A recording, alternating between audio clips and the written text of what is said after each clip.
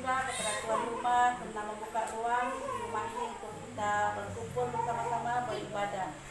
Mari kita naikkan pujian penyembahan kita, rumah tu ruang Maha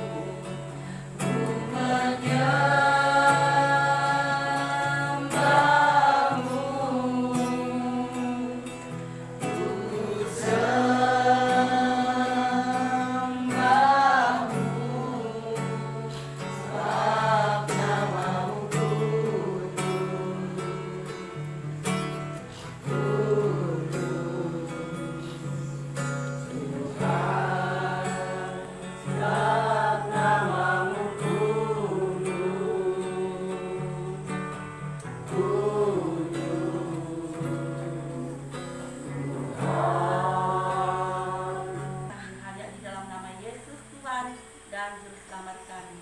Di dalam nama Yesus kami sudah berdoa mengucap syukur. Amin. Kita makan. Ada panggil nama saya, dengan ada panggil namamu, dengan ada panggil nama saya, juga ada panggil namamu.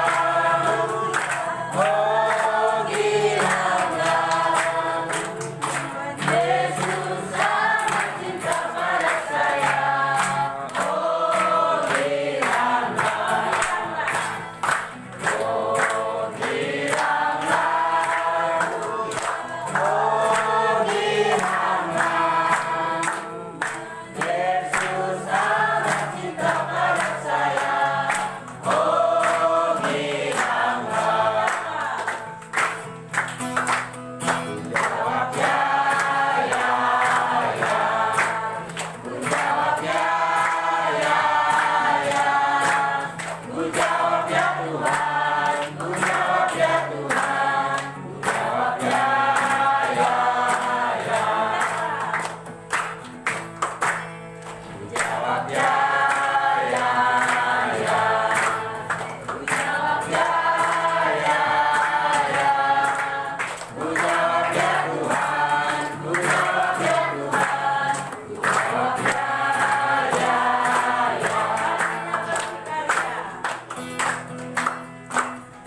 kita bersukaria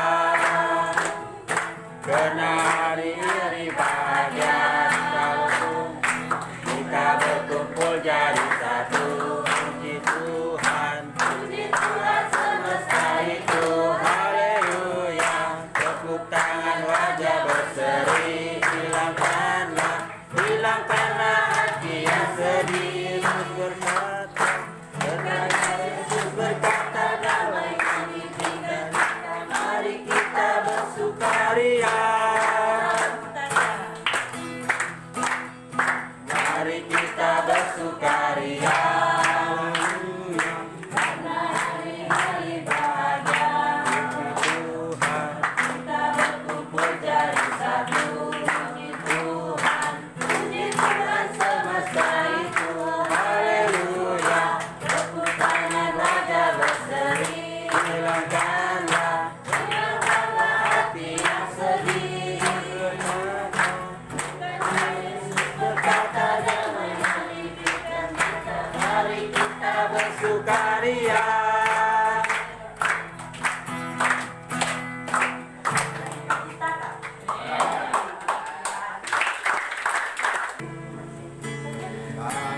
Hendak bernyanyi bagimu selamat. Tunggu sini.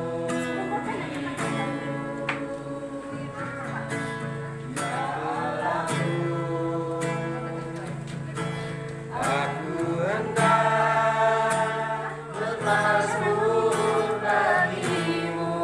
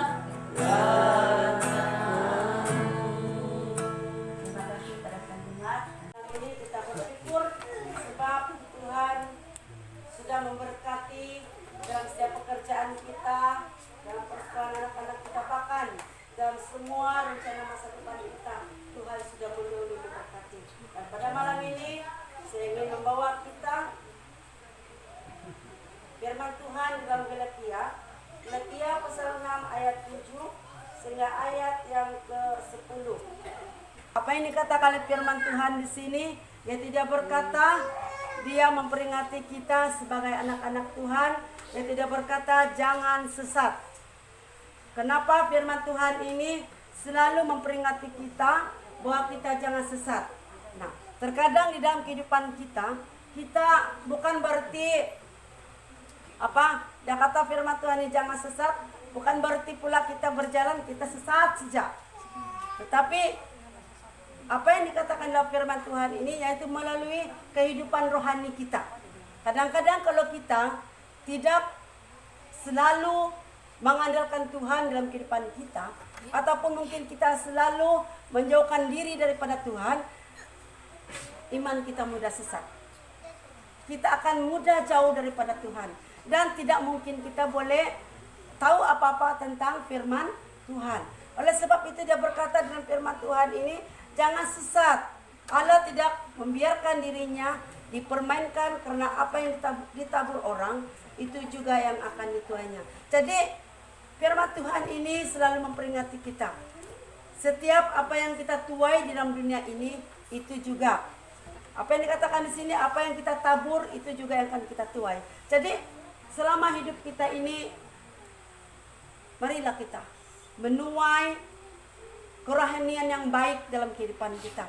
Dan apa yang dikatakan firman Tuhan ini, Tuhan tidak mau kita mempermainkan Dia. Contohnya, kalau kita di sekolah ataupun di tempat kerja, orang suka mengejek-ngejek kita, dia suka memperendah-rendahkan kita. Apa yang kita buat? Kita marah kah? Kalau budak-budak sekolah ini sejak kalau saya dibegisi begini badannya, terus menoleh dia begini, karena dia tidak suka orang mengolok dia, dia tidak suka orang permainkan dia. Jadi kalau lelaki, saya tahu kalau lelaki, kalau budak-budak sekolah lelaki, asal sejak begitu mesti menoleh sudah dia, dan tangannya sudah mulai diangkatnya. Tapi bukan sejak lelaki, mungkin perempuan pun seperti itu kan. Apa yang tidak kita ingin terjadi di dalam kehidupan kita. Jadi demikian juga firman Tuhan ini berkata, Tuhan tidak mau kita mempermainkan Dia. Bagaimana mungkin kita, macam mana pula kita ini mempermainkan Tuhan, sedangkan Tuhan itu tidak pernah kita lihat. Tetapi saya rasa saya tidak perlu jelaskan kepada kita semua, karena kita tahu apa maksud firman Tuhan itu. Jangan mempermainkan, dia bilang.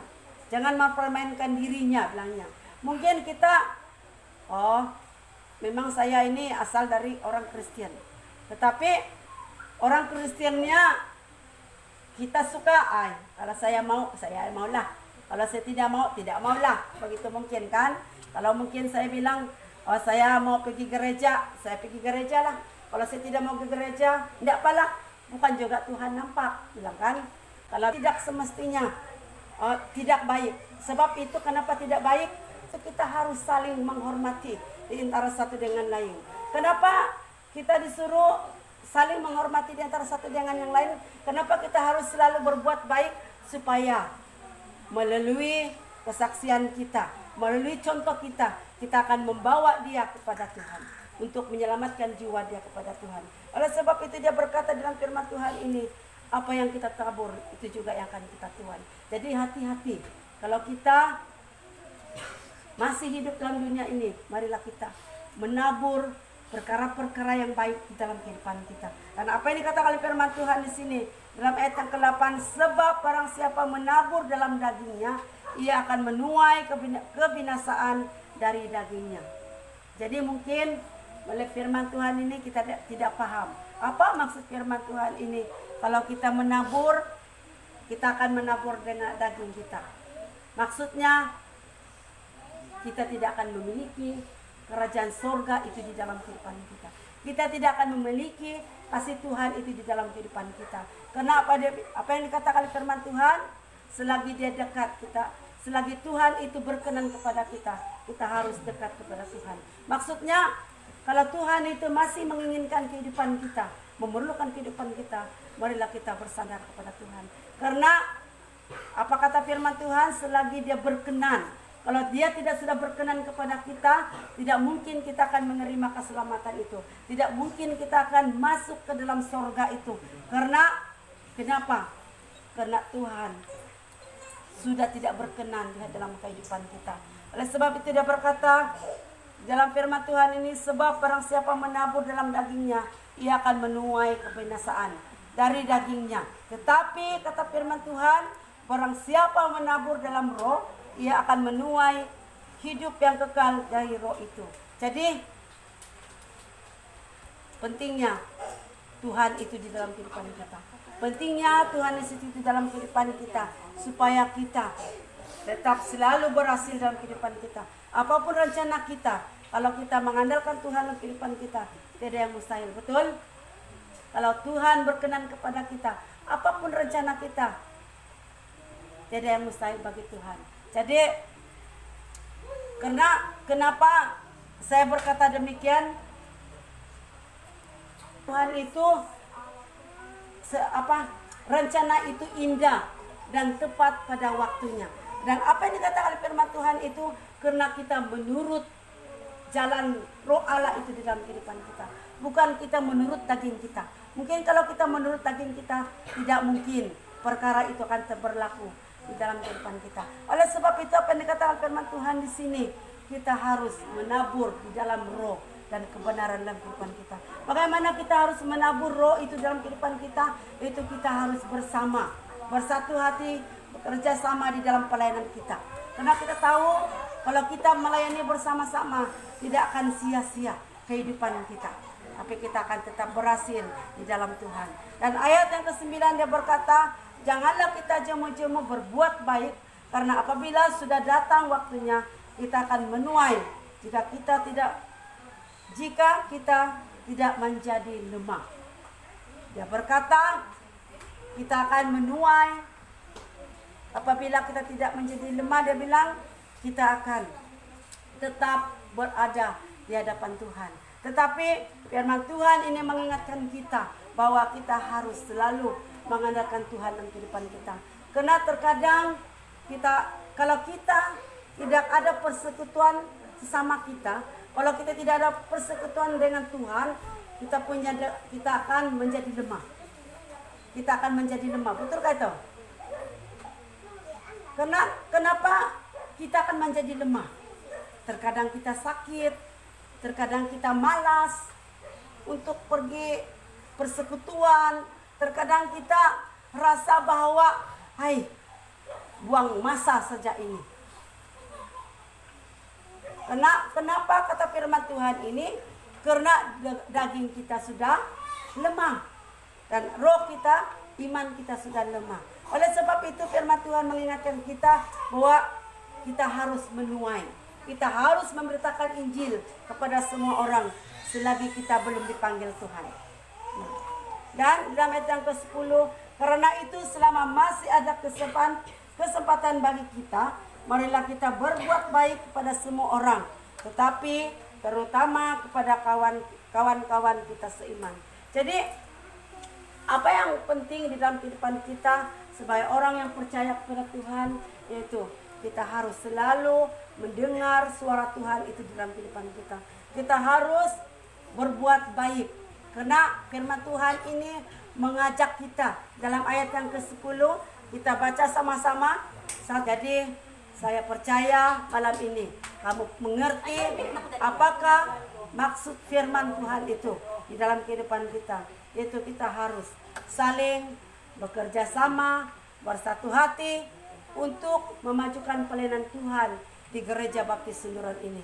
Dan apa yang dikatakan firman Tuhan ini, biar iman kita jangan menjadi lemah, tetapi marilah kita saling menguatkan di antara satu dengan yang lain. Karena selagi kita masih ada kesempatan, selagi kita punya nafas yang Tuhan berikan kepada kita, marilah kita mempersembahkan hidup kita sebagai persembahan yang hidup, yang kudus dan yang berkenan kepada Allah. Kata Roma 12 ayat yang kedua. Jadi kita harus selalu mengandalkan Tuhan di dalam kehidupan kita. Marilah kita saling melengkapi di antara satu dengan yang lain. Mari kita berdoa. Firman-Mu, hanya di dalam nama Yesus kami berdoa dan mengucap syukur. Amin. Terima kasih atas perhatian kita semua. Tuhan memberkati dan saya kembalikan kepada pemimpin. Kepada Tuhan, ya tidak ada pengharapan yang sia-sia. Jadi mari kita sama-sama naikkan pujian